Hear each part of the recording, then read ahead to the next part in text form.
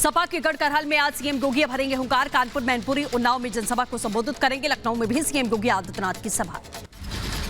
राजनाथ सिंह आज लखनऊ में करेंगे प्रचार। बीजेपी उम्मीदवारों के लिए मांगेंगे वोट, जनसभा को करेंगे संबोधित।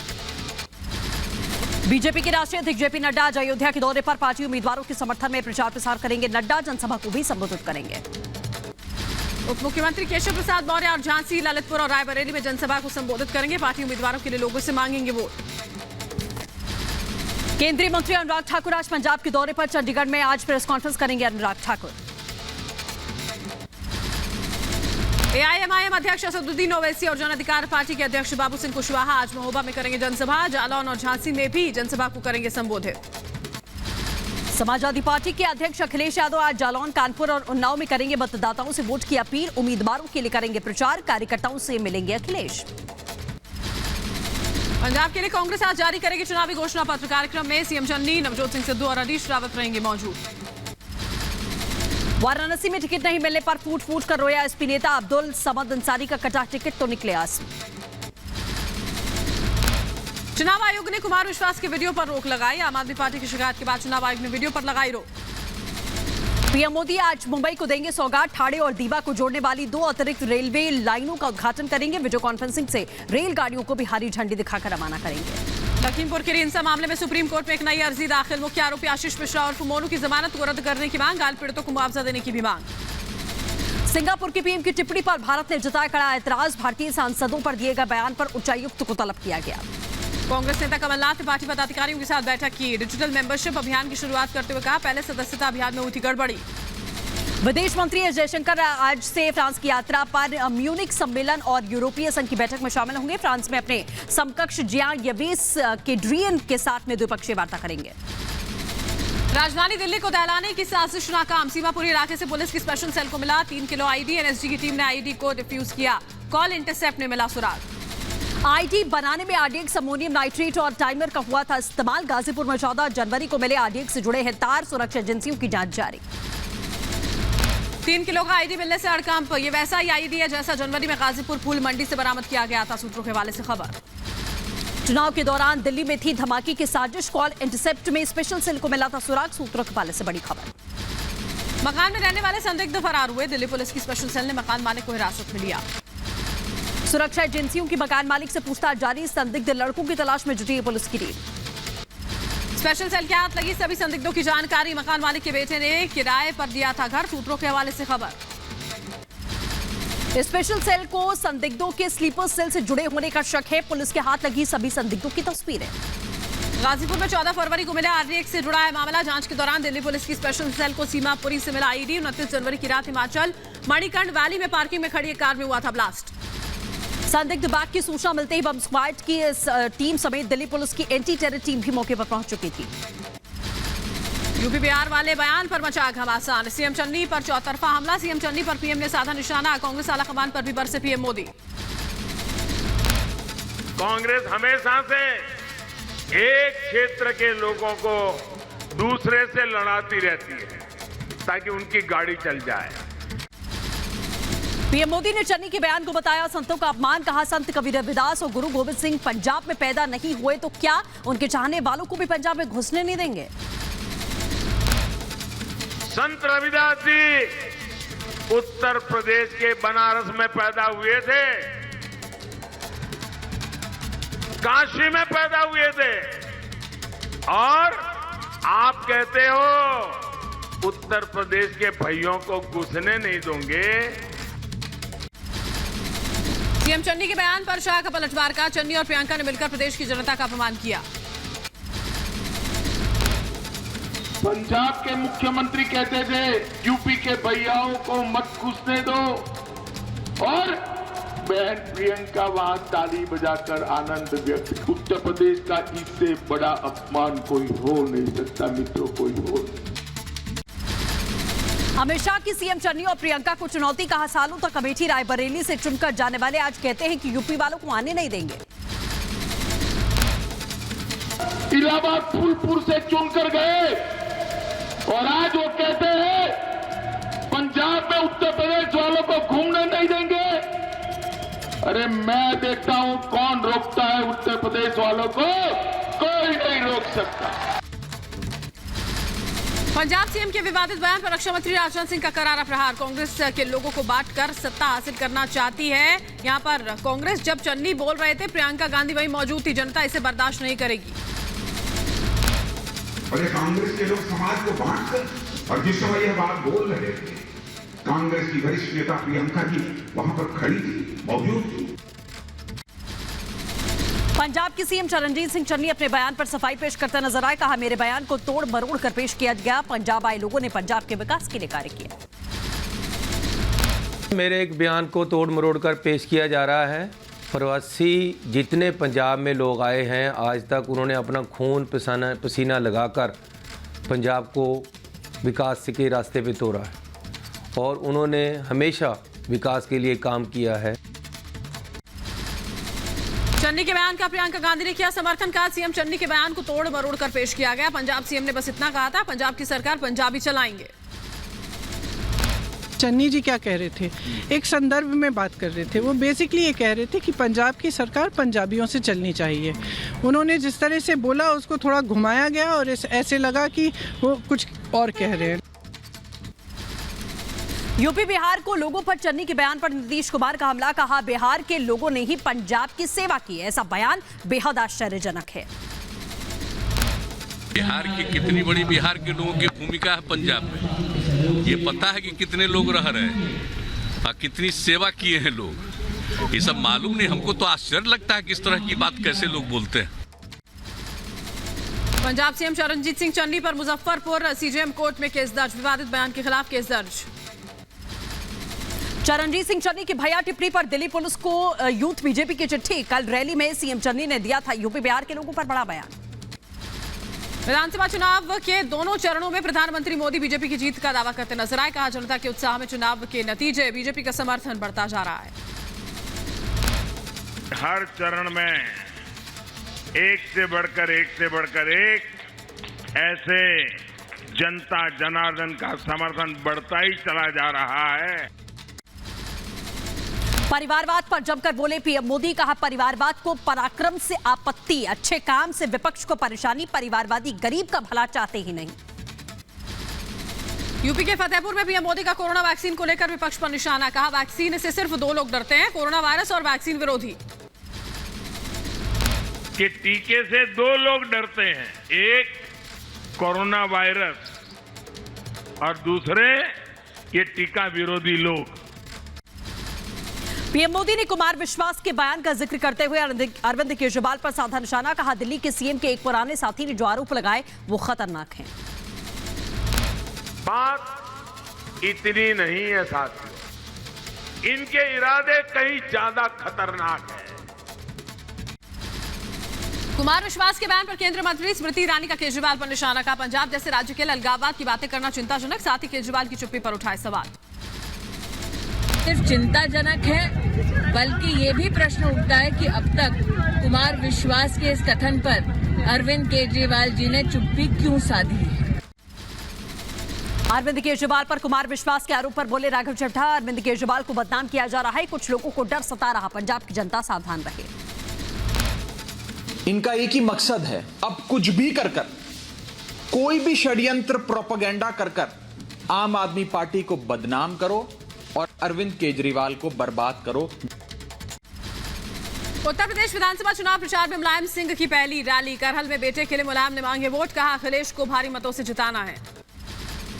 मुलायम सिंह यादव ने करीब 15 मिनट तक जनसभा को संबोधित किया। इस दौरान मुलायम ने किसान, व्यापारी और नौजवान का भी जिक्र किया। कहा, देश के किसान, व्यापारी और नौजवानों को मजबूत करेंगे। किसान, नौजवान और व्यापारी, ये तीनों मिलकर देश को मजबूत करेंगे।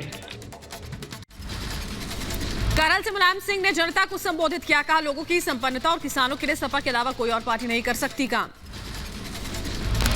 वो लोग हैं, इसलिए हैं, बड़ी उम्मीद के साथ आए हैं, तो मैं विश्वास दिलाता हूँ समाजवादी पार्टी आपकी उम्मीदों को पूरा करेंगे। यूपी के फिरोजाबाद में अखिलेश यादव की चुनावी रैली। अन्न संकल्प के बहाने अखिलेश यादव का बीजेपी पर हमला। कहा, जनता भी ले अन्न संकल्प और बीजेपी को हराने का वादा करे।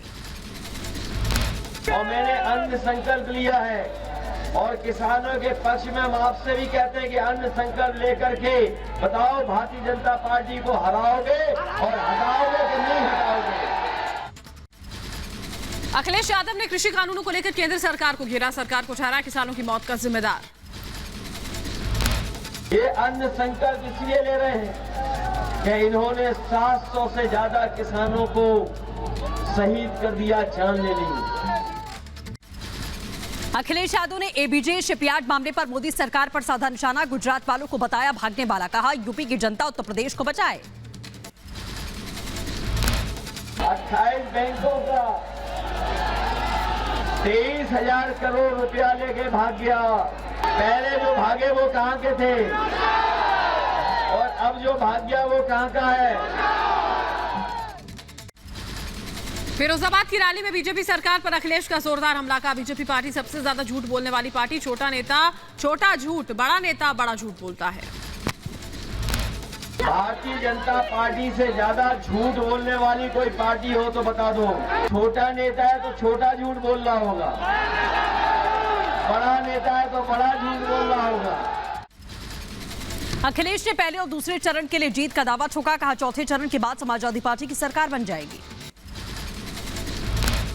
तीसरा और चौथा चरण जब हो जाएगा, चौथे चरण के बाद ही समाजवादी पार्टी की सरकार बन जाएगी।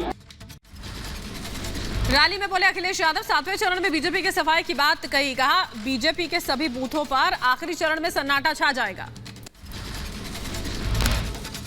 7वें चरण तक आप देख लेना, भारतीय जनता पार्टी के बूथों पर सन्नाटा छा जाएगा और भूत नाचेंगे भूत। यूपी की शिकोहाबाद से शाह के हुंकार, शाह के लिए उमड़ा जनसैलाब, कार्यकर्ताओं ने किया जोरदार स्वागत। शिकोहाबाद में अमित शाह ने किया जीत का दावा, कहा पहले दूसरे चरण में सारी सीटें जीतेगी बीजेपी और सपा का सुपड़ा साफ हो जाएगा। पहले और दूसरे चरण में सपा का सुपड़ा साफ। उत्तर प्रदेश में फिर से एक बार भारतीय जनता पार्टी की सरकार बनने जा रही। अखिलेश की सपा सरकार पर शाह का हमला, कहा पहले घरों में बिजली तक नहीं आती थी, लेकिन योगी सरकार ने गांव और शहरों में बिजली दी, फ्री बिजली के वादे पर साधा निशाना। ये साइकिल की सरकार थी, बिजली रानी आपके घर में आती थी क्या? योगी जी ने ग्रामीण क्षेत्र में 22 से 23 घंटा और शहर में 24 घंटा बिजली पहुंचाने की शुरुआत करी। अमित शाह ने शिकोहाबाद की जनता को गिनवाए मोदी सरकार की योजना के फायदे, कहा पीएम मोदी ने ढेर सारी योजनाएं यूपी के लिए भेजी और उसी का फायदा प्रदेश को मिला। हर गरीब के घर में वो योजनाओं को पहुंचाने का काम योगी आदित्यनाथ जी ने किया। वैक्सीन के बहाने अखिलेश पर बरसे अमित शाह, कहा पहले लोगों को भड़काया वैक्सीन लगवाने पर, लेकिन बाद में अखिलेश यादव ने खुद कोरोना की वैक्सीन लगवा ली। भाई ये अखिलेश जी कहते थे कि टीका मत लगाइयो, ये तो मोदी का टीका है। डरकर बाद में अखिलेश ने भी अपना टीका लगा दिया। अमित शाह ने 370 को लेकर कांग्रेस पर निशाना साधा, कहा अनुच्छेद 370 को मोदी सरकार ने उखाड़ कर फेंका, कश्मीर की हमेशा के लिए भारत का हो गया। मोदी जी ने 5 अगस्त 2019 को धारा 370 को उखाड़ कर फेंक दिया और कश्मीर। यूपी के फिरोजाबाद में गृह मंत्री अमित शाह की रैली, जनसभा को संबोधित किया, प्रदेश की जनता से प्रचंड बहुमत से जिताने की अपील की। फिरोजाबाद में शाह ने बताया सभा का मतलब, कहा एसपी के 2 सूत्र, ऐसे संपत्ति इकट्ठा करना और पी से परिवारवादों को सत्ता देना, परिवार वालों को सत्ता देना। जब सपा की सरकार थी तब अखिलेश के परिवार से 45 लोग अलग अलग पदों पर थे। एसपी के 2 सूत्र है, ऐसे संपत्ति इकट्ठा करना, पी से परिवार वालों को सत्ता देना। रक्षा मंत्री राजनाथ सिंह ने अमृतसर में स्वर्ण मंदिर और दुर्गियाना मंदिर में मत्था टेका, रैली से पहले लिया आशीर्वाद। केजरीवाल पर भी बरसे रक्षा मंत्री राजनाथ सिंह, कहा दिल्ली से आकर सत्ता बनाने का दावा करने वालों ने गली गली शराब के ठेके खोले, बीजेपी पंजाब में नशाबंदी करेगी। दिल्ली से आकर सरकार बनाने का दावा कर रहा है, जिन्होंने दिल्ली में गली गली में शराब के ठेके दे रखे हैं, शराब की दुकानें खुलवा रखी हैं, और यहां पर आकर नशाबंदी करोगे।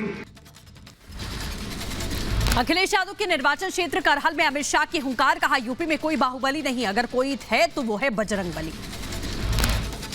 प्रचंड बहुमत से आंसू को जिताना है और इसको जरूर जिताना है। जिताओगे ना? 300 सीटों का काम अकेला आपको हल कर देगा, करोगे ना? अमित शाह ने एसपी सिंह बघेल पर हुए हमले को लेकर सपा पर साधा निशाना का समाजवादी पार्टी कुछ भी कर ले, बीजेपी के नेता मजबूती के साथ प्रचार कर जीत कराएंगे। एसपी सिंह बघेल का सपा सरकार पर हमला, कहा सपा सरकार के कमजोर वर्ग को किया गया प्रताड़ित, गुंडागर्दी चरम पर होती थी। अखिलेश यादव की हार के 4-5 लक्षण हो गए हैं। पहला लक्षण है, नॉमिनेशन के समय कहा था मैं नहीं आऊंगा, 5 दिन में करहल इतनी गर्म हो गई भाजपा की जनता ने सोशल इंजीनियरिंग कर दी कि उनको 6 तारीख को आना पड़ा। एसपी सिंह बघेल का अखिलेश यादव पर तीखा प्रहार, सबसे सुरक्षित सीट पर भी 3 पीढ़ियों को करना पड़ रहा है प्रचार, अखिलेश ने खराब स्वास्थ्य के बावजूद नेताजी को आने के लिए मजबूर किया। अखिलेश जी के बच्चे मांग रहे हैं, अखिलेश जी मांग रहे हैं, और आज नेताजी को, अखिलेश जी को ध्यान रखना चाहिए था, नेताजी को स्वास्थ्य ठीक नहीं है, तो चुनाव तो आते जाते रहते हैं। उत्तर प्रदेश के कानून मंत्री ब्रजेश पाठक का समाजवादी पार्टी पर करारा हमला, कहा सपा बुरी तरीके से परिवारवाद और गुंडागर्दी में उलझी है, जनता इस बार भी इन्हें नकार देगी। दरअसल इस प्रकार की भाषा समाजवादी पार्टी की पूरे प्रदेश की जनता जाती है, इसका परिणाम 10 मार्च को आ जाएगा, समाजवादी पार्टी हाशिए पर रहेगी। परिवारवाद वाले बयान पर मल्लिकार्जुन खड़गे का पलटवार, कहा परिवारवाद वालों को अपनी पार्टी में लेते हैं, सिंधिया जी और जितिन प्रसाद को अपनी पार्टी में लिया तो परिवारवाद नहीं याद आया। परिवार के लोगों को सपोर्ट करते हो और दूसरे तरफ परिवारवाद दूसरे पार्टियों को गाला। अब गुंडागर्दी ये गर्दी जो करने वाले हैं उसको कानून के दायरे में शिक्षा हो जाएगी। पीएम मोदी के बयान पर कांग्रेस नेता मनीष तिवारी का पलटवार, कहा पीएम मोदी के बयान से सहमत, 2017 का टूटेगा रिकॉर्ड, बीजेपी हारेगी और प्रियंका गांधी के नेतृत्व में सरकार बनेगी। 2017 का रिकॉर्ड टूटेगा, भारतीय जनता पार्टी हारेगी और कांग्रेस के नेतृत्व में, प्रियंका गांधी के नेतृत्व में सरकार बनेगी। अमृतसर में सीएम चन्नी ने निकाला रोड शो, चुनाव प्रचार में झोंकी ताकत, पंजाब की जनता से वोट की अपील की। पंजाब के फतेहगढ़ चूड़िया में आम आदमी पार्टी के राष्ट्रीय संयोजक को दिल्ली के मुख्यमंत्री अरविंद केजरीवाल ने किया रोड शो, भारी संख्या में रोड शो में उमड़ी समर्थकों की भीड़। पंजाब के गुरदासपुर में अरविंद केजरीवाल का रोड शो, समर्थकों ने केजरीवाल पर फूलों की बारिश की। पंजाब चुनाव से पहले कांग्रेस को लगा झटका, 3 पार्षदों ने छोड़ी कांग्रेस, पार्षद मंजीत पाहूजा, प्रियंका शर्मा, गुरजीत कौर आप में शामिल हुए। मिशन पंजाब पर प्रियंका गांधी, पठानकोट में चुनावी जनसभा में बीजेपी पर साधा निशाना, का देश में राजनीति अमीरों के लिए चल रही है। राजनीति में क्या क्या हो रहा है देखिए, पूरी तरह से देश में अमीरों के लिए राजनीति चल रही है। मोदी सरकार के फैसलों पर प्रियंका का हमला, कहा नोटबंदी और जीएसटी ने व्यापारियों को बर्बाद किया, बीजेपी सरकार ने छोटे व्यापारियों की कोई मदद नहीं की। नोटबंदी लाई गई, जीएसटी थोपा गया, कोरोना और लॉकडाउन आया, लेकिन आपके लिए कोई राहत नहीं आई। प्रियंका गांधी का पीएम और केजरीवाल पर हमला, पीएम मोदी को बड़े मियां और केजरीवाल को बताया छोटे मियां, कहा गुजरात मॉडल की बात करते हैं, दूसरे दिल्ली मॉडल बताते हैं। उनमें से एक तो बड़े बड़े अपने उद्योगपति मित्रों के सामने झुक चुका है और दूसरा अरविंद केजरीवाल जी, वह सिर्फ सियासत सत्ता के लिए किसी के सामने झुक जाएगा। मणिपुर के इंफाल में बीजेपी राष्ट्रीय अध्यक्ष जेपी नड्डा का मुख्यमंत्री एन बीरेन सिंह ने स्वागत किया, जेपी नड्डा को पटका और फूल इंफाल एयरपोर्ट पर भेंट किए। बीजेपी अध्यक्ष जेपी नड्डा ने जारी किया मणिपुर चुनाव के लिए पार्टी का घोषणा पत्र, सीएम एन बीरेन सिंह और अन्य नेता मौजूद रहे। नड्डा ने कहा महिलाओं, युवाओं, किसानों के सशक्तिकरण पर हमारा फोकस, कॉलेज जाने वाली सभी मेधावी छात्रों को दी जाएगी मुफ्त में स्कूटी। हिजाब पर कर्नाटक सरकार का आदेश, अल्पसंख्यक संस्थानों में भी हिजाब पहनने की अनुमति नहीं, अल्पसंख्यक कल्याण विभाग ने जारी किया सर्कुलर। हिजाब मामले में आज भी होगी हाईकोर्ट में सुनवाई, लगातार 5वें दिन 3 जजों की बेंच मामले की सुनवाई करेगी। कानपुर में असदुद्दीन ओवैसी ने बीजेपी पर साधा निशाना कहा। बीजेपी से ये सवाल पूछना चाहिए कि जेपी नड्डा की आरती उतारने वाली वो हिजाब पहने मुस्लिम महिलाएं कौन थी। हिजाब पर सोशल एक्टिविस्ट की याचिका कोर्ट ने ठुकराई है। कहा हिजाब विवाद में एक और हस्तक्षेप याचिका की जरूरत नहीं है। आंध्र प्रदेश के विजयवाड़ा में नितिन गडकरी के दौरे से पहले हिजाब के समर्थन में उमड़े प्रदर्शनकारी। पुलिस ने प्रदर्शनकारियों को कड़ी मशक्कत के बाद मौके से हटाया। कर्नाटक के शिवमोगा में कमला नेहरू मेमोरियल कॉलेज के बाहर छात्रों का विरोध प्रदर्शन। बिना हिजाब के छात्राओं ने पढ़ने से इनकार कर दिया। कर्नाटक हिजाब विवाद में पुलिस ने हुबली धारवाड़ में तत्काल प्रभाव से लगाई धारा 144। शैक्षणिक संस्थान के 200 मीटर के दायरे में धारा 144 लागू। कर्नाटक के शिवमोगा में हिजाब और बुर्का पहनकर आई छात्राओं को कॉलेज प्रबंधन ने रोका। कॉलेज गेट पर प्रबंधन ने लगाया ताला। एमआईएम प्रमुख ओवैसी का बिस्मिल शर्मा के बयान पर पलटवार। कहा इस्लाम सीखना है तो इनसे थोड़ा सीखूंगा। कर्नाटक में बीजेपी ने शुरू किया हिजाब विवाद। इस्लाम मुझे सीखना है तो मैं किसी इस्लामिक उलेमा से, स्कॉलर से सीखूंगा ना। मैं इन लोगों से तो इस्लाम नहीं सीखूंगा। ये जो कर्नाटक में हिजाब का जो इशू खड़ा हुआ वो बीजेपी ने उसको खड़ा किया है। बीएसपी का साध्वी प्रज्ञा पर आरोप। चुनाव के समय टकराव की स्थिति पैदा करने की कोशिश। साध्वी प्रज्ञा हमेशा देती हैं विवादास्पद बयान। साध्वी प्रज्ञा हमेशा से विवादास्पद बयान देती रही हैं। आज इस अवसर पर जब चुनाव हो रहे हैं, लोग टकराव की स्थिति पैदा कर रहे हैं। फतेहपुरी मस्जिद के शाही इमाम मुफ्ती मुकर्रम ने किया हिजाब का समर्थन। का हिजाब हमारे धर्म का भी हिस्सा है। भगवा गमछे से हिजाब को न जोड़ा जाए वो गुंडागर्दी है। हिजाब तहजीब है। गमछा है जो 4 दिन का है, 1 महीने का है, उसको 1450 साल की परंपरा से जोड़ना ये बहुत बड़ा अन्याय है। ये जस्टिस। राजस्थान के कोटा में पीएफआई संगठन के 75 साल पूरे होने पर पीएफआई कार्यकर्ताओं ने आयोजित किया एकता मार्च। कोटा में पीएफआई की रैली पर गरमाई सियासत। बीजेपी ने गहलोत सरकार पर लगाया तुष्टीकरण का आरोप। कहा पीएफआई की नीयत गणतंत्र में अस्थिरता और अराजकता फैलाने की। कतई नहीं देनी चाहिए, क्योंकि इस तरीके की गतिविधियों से ऐसे संगठनों का हौसला बढ़ता है जो देश में और प्रदेश में शांति और अशांति और अस्थिरता फैलाना चाहते हैं। पीएफआई के महासचिव अनीस अहमद ने सरकार पर टारगेट करने का आरोप लगाया। कहा है पीएफआई के दफ्तरों पर ईडी और एजेंसियां लगातार छापे करती रही हैं। जब से केंद्र में बीजेपी की सरकार आई, उन्होंने हमारे पीछे एजेंसियां लगा रखी हैं। हिंदुस्तान की सरजमीन पर नफरत की जो आग धर्म के नाम पे लगाई गई है, उस आग को खत्म करना हिंदुओं और मुसलमानों दोनों के हित में है और ये दोनों हिंदुस्तानी हैं। पूर्व प्रधानमंत्री मनमोहन सिंह का बयान। बीजेपी का नकली राष्ट्रवाद जितना खोखला उतना ही खतरनाक भी।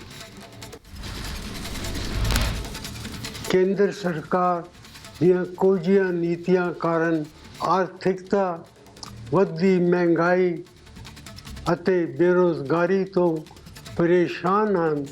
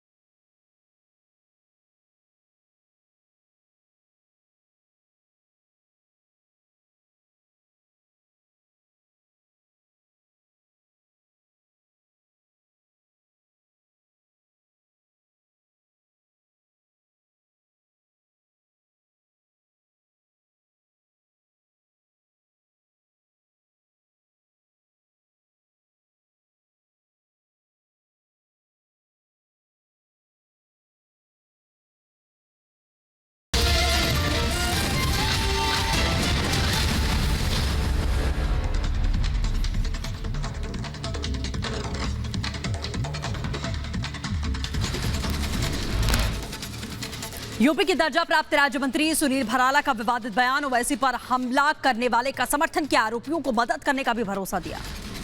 यूपी के मंत्री सुनील भराला पर ओवैसी का बयान का बीजेपी नेता को अपनी सरकार की जांच पर भरोसा नहीं। बीजेपी कौन सी कानून व्यवस्था की बात करती है? एक मंत्री है योगी के कैबिनेट में और उनको अपनी ही सरकार के इन्वेस्टिगेशन पर भरोसा नहीं है, तो यानी उनको अपनी सरकार पर ही भरोसा नहीं है। कांग्रेस में फिर सामने आए आंतरिक कलह। मनीष तिवारी ने ट्वीट करके लिखा, बोलता हूं तो इल्म है बगावत का, चुप रहूं तो बेबसी सी होती है। कांग्रेस नेता मनीष तिवारी का बयान, कहा मैं कांग्रेस पार्टी नहीं छोड़ूंगा, लेकिन अगर मुझे कोई धक्के मारकर बाहर निकालेगा तो यह अलग बात है। पंजाब कांग्रेस छोड़ने की अटकलों पर कांग्रेस नेता मनीष तिवारी ने तोड़ी चुप्पी, कहा कांग्रेस में हिस्सेदार हूं, किराएदार नहीं। ये हम कोई कांग्रेस पार्टी में किराएदार थोड़ी हैं, हम हिस्सेदार हैं। अगर कोई धक्का मतलब दे के निकालेगा वो दूसरी बात है। रीट परीक्षा मामले को लेकर सतीश पूनिया ने गहलोत सरकार पर उठाए सवाल, का गहलोत सरकार रीट की सीबीआई जांच करवाए, कांग्रेस सरकार की जांच को किसी पर भरोसा नहीं। सरकार, पहला प्रश्न तो ये है कि सरकार सीबीआई से डरती क्यों है? सीबीआई पे सवाल भी खड़े करती है और सीबीआई को जांच भी देती। यदि सीबीआई से ऐतराज है तो ये जांचें क्यों दी? नवजोत सिंह सिद्धू की बहन सुमन ने सिद्धू की पत्नी को बताया डिमेंशिया की शिकार, कहा मैं नवजोत कौर पर बात करके अपना वक्त बर्बाद नहीं करना चाहती। हरियाणा सरकार को सुप्रीम कोर्ट से मिली राहत, सुप्रीम कोर्ट ने निजी नौकरियों पर 75% आरक्षण पर लगी रोक हटाई, हाईकोर्ट से 4 हफ्तों के अंदर पुनर्विचार करने को कहा। जम्मू कश्मीर में सुरक्षा बलों को बड़ी कामयाबी, बारामूला में तलाशी अभियान में 11 ग्रेनेड सहित भारी मात्रा में विस्फोटक बरामद किए गए, पुलिस ने दर्ज किया केस। पंजाब में चुनाव से पहले सुरक्षा कड़ी, सीआरपीएफ की महिला जवान भी चुनाव ड्यूटी पर लगाई गई, अमृतसर में तैनात की गई सीआरपीएफ की महिला कंपनी। जम्मू कश्मीर में भारी बर्फबारी के बाद में सड़कों पर जमी बर्फ, सोनमर्ग में सड़कों से बर्फ हटाने का कार्य जारी। देहरादून में आईटीबीपी के जवानों से मिले अभिनेता अक्षय कुमार ने जवानों के साथ वॉलीबॉल खेला। कुशीनगर में हुए हादसे पर पीएम मोदी ने दुख व्यक्त किया, ट्वीट करके कहा मृतकों के परिजनों के प्रति गहरी संवेदनाएं, घायलों के जल्द से जल्द स्वस्थ होने की कामना। कुशीनगर हादसे में मुआवजे का भी ऐलान, मृतकों के परिजनों को मिलेगा 4 लाख रुपए का मुआवजा। उत्तर प्रदेश के कुशीनगर में गुस्साए ग्रामीणों ने डीएम और एसपी की गाड़ी को रोका, ग्रामीणों ने स्वास्थ्य विभाग पर लगाया लापरवाही का आरोप, डीएम ने दोषियों के खिलाफ में सख्त कार्रवाई का आश्वासन दिया। नोएडा में शहीद स्मारक के 21वें वार्षिक पुष्पांजलि समारोह पर खास कार्यक्रम का आयोजन, थल सेना अध्यक्ष जनरल मनोज मुकुंद नरवणे पुष्पांजलि अर्पित करते नजर आए। असम में इस साल 10 मई तक 20,000 शिक्षकों की होगी भर्ती, असम के शिक्षा मंत्री रनोज पेगू ने इस बात की जानकारी दी। तमिलनाडु के रामेश्वरम में मछुआरों की अनिश्चितकालीन हड़ताल, श्रीलंका सरकार की तमिलनाडु के मछुआरों की नौकाओं की नीलामी के खिलाफ मछुआरों की भूख हड़ताल। दीप सिद्धू की सड़क हादसे की मौत के मामले में पुलिस ने ट्रक ड्राइवर को गिरफ्तार किया है, सोनीपत के मानेसर पलवल एक्सप्रेस वे पर हुआ था हादसा, आज ड्राइवर को कोर्ट में पेश करेगी पुलिस। नोएडा के सेक्टर 53 में स्पा सेंटर में आग लगने से 2 की मौत, एक युवक युवती की धुएं में दम घुटने से मौत, दुकान में शाम 5 बजे लगी थी आग। 2 बाइकों की टक्कर में एक युवक की मौत, दूसरा जख्मी, पुलिस ने शव को कब्जे में लेकर पोस्टमार्टम के लिए भेजा। बहराइच में संपत्ति विवाद में किशोरी की गला दबाकर हत्या, मामी ने गला दबाकर भांजे की हत्या की, पुलिस ने शव को पोस्टमार्टम के लिए भेजा। अंबेडकर नगर में पुलिस मुठभेड़ में 25,000 का इनामी जख्मी हुआ, अपराधी के पास से तमंचा, कारतूस और बाइक बरामद किया गया, आरोपी पर कई मुकदमे दर्ज हैं। मुजफ्फरनगर में 2 स्कूल बसों में हुई आमने सामने की जबरदस्त टक्कर, हादसे में गंभीर रूप से जख्मी बच्चों को मेरठ रेफर किया गया। मध्य प्रदेश के कटनी में जाम में एम्बुलेंस फंसने से मरीज की मौत, करीब आधे घंटे तक जाम में फंसी रही एम्बुलेंस, मौके पर ट्रैफिक पुलिस कर्मचारियों ने मौजूद थे। दिल्ली के सीमापुरी इलाके में विस्फोटक डिवाइस आईडी मिलने के बाद गाजियाबाद की पुलिस भी अलर्ट मोड पर, व्यस्त इलाकों और बाजारों में गाजियाबाद पुलिस ने सघन चेकिंग अभियान चलाया। उत्तर प्रदेश के बुलंदशहर में सड़क हादसे में 5 लोग जख्मी हुए हैं, 3 के हालात गंभीर, चलते ऑटो का पहिया निकलने की वजह से हुआ हादसा। यूपी के बुलंदशहर में गैस सिलेंडर फटने से बड़ा हादसा, एक ही परिवार के 3 लोग हादसे में जख्मी हुए, अस्पताल में घायलों का इलाज जारी। यूपी के बदायूं में शांति भंग करने के आरोप में 6 लोग गिरफ्तार, एसएसपी के निर्देश पर चलाया जा रहा शांति भंग करने के खिलाफ में अभियान। ग्रेटर नोएडा के NH 91 पर दर्दनाक सड़क हादसे में बाइक सवार की मौत, सड़क पर गड्ढे की वजह से हुआ हादसा। महाराष्ट्र की भिवंडी में एक गोदाम में लगी भीषण आग, फायर ब्रिगेड ने करीब 5 घंटे की मशक्कत के बाद आग पर काबू पाया, घटना में किसी के भी घायल होने की कोई खबर नहीं। यूपी के बुलंदशहर में पुजारी के बेटे का मंदिर परिसर में लटका मिला शव, बताया जा रहा है मानसिक तनाव से जूझ रहा था युवक। देश में 24 घंटे में कोरोना के 30,757 नए मामले सामने आ चुके हैं। 541 कोरोना से लोगों ने अपनी जान गंवाई। देश में एक्टिव केसेस की संख्या 3.25 लाख। उत्तराखंड में 15,000 फीट की ऊंचाई पर आईटीबीपी के जवानों का सरहद पर पहरा देते वीडियो सामने आया। बर्फ को चीर कर एक लाइन में सीमा पर गश्त करते नजर आए वीर जवान। -, डिग्री तापमान में एक दूसरे का सहारा बनकर शौर्य और साहस का जवानों ने दिया परिचय। विषम परिस्थितियों में भी सीमा की सुरक्षा में जुटे हिमवीर। टॉलीवुड एक्टर नागार्जुन ने ओक्किनेनी नागेश्वर राव वन पार्क की आधारशिला रखी। नागार्जुन ने 1000 एकड़ वन भूमि को लिया गोद। जम्मू कश्मीर के श्रीनगर में क्षेत्रीय पासपोर्ट कार्यालय में पासपोर्ट अदालत का आयोजन किया गया। घाटी के आवेदकों की साल 2020 की लंबित फाइलों के लिए समाधान के लिए पासपोर्ट अदालत का आयोजन किया गया। जम्मू कश्मीर के पुंछ में कृषि विभाग ने किसानों की मदद के लिए चलाया विशेष अभियान। पुंछ में खेती को बढ़ावा देने के लिए अभियान की शुरुआत। केरल के कोझिकोड में सेवानिवृत्त पुलिस उप निरीक्षक बच्चों को दे रहे पारंपरिक मार्शल आर्ट की ट्रेनिंग। मोहम्मद गुरुकुल में कलरिया पट्टू सिखाने वाली बड़ी संख्या में पहुंच रहे हैं युवा। पूर्वी यूक्रेन के लुहांस्क इलाके में गोलीबारी। जोलोच शहर के पास भी गोलीबारी हुई। रूस यूक्रेन के बीच में तनाव कम होने से यूक्रेन के राष्ट्रपति का इनकार। जेलेंस्की ने कहा कि रूस ने सीमाओं से सेना और हथियार वापस लिए, इससे सहमत नहीं हूं मैं। आकलन के मुताबिक रूस ने यूक्रेन के पूर्व, उत्तर और दक्षिण में लगभग 1.5 लाख सैनिक इकट्ठा किए हैं। हमला करने की किसी भी योजना से रूस ने किया इनकार। रूस यूक्रेन के बीच में तनाव में कमी की खबरों के बीच में अमेरिका का दावा। अमेरिका ने कहा कि रूस ने यूक्रेन की सीमाओं के पास 7,000 और सैनिक तैनात किए। खतरा अभी भी बरकरार है। रूस यूक्रेन तनाव पर अमेरिका का बयान। कहा यूक्रेन के पास रूसी सैनिकों की तैनाती पर नजर। क्रेमलिन के सैनिकों को वापस लेने की घोषणा के बावजूद अमेरिका सतर्क। रूस यूक्रेन में जारी तनाव के बीच में सैटेलाइट तस्वीरें आई सामने। तस्वीरों में बेलारूस में बढ़ रही सैनिक गतिविधियों को दर्शाया गया।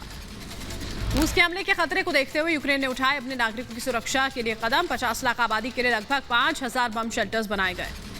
यूक्रेन पर रूस के हमले के खतरे के बीच में नाटो सहयोगी की मदद के लिए 101 एयरबोर्न डिवीजन के सैनिक यूरोप के लिए रवाना। पहले से ही तैनात सैनिकों की मदद करेगी डिवीजन। सामूहिक सुरक्षा संधि संगठन पर चर्चा के लिए हुई संयुक्त राष्ट्र सुरक्षा परिषद की बैठक। रूस ने कहा वो नाटो के संभावित सैन्य विस्तार से चिंतित। पिछले 1 साल में नाटो ने बढ़ाए सैन्य अभ्यास। ब्राजील के रियो डी जेनेरिया में बाढ़ और भूस्खलन का कहर। मरने वालों की संख्या 78 हुई। 21 लोगों की जान बचाई गई।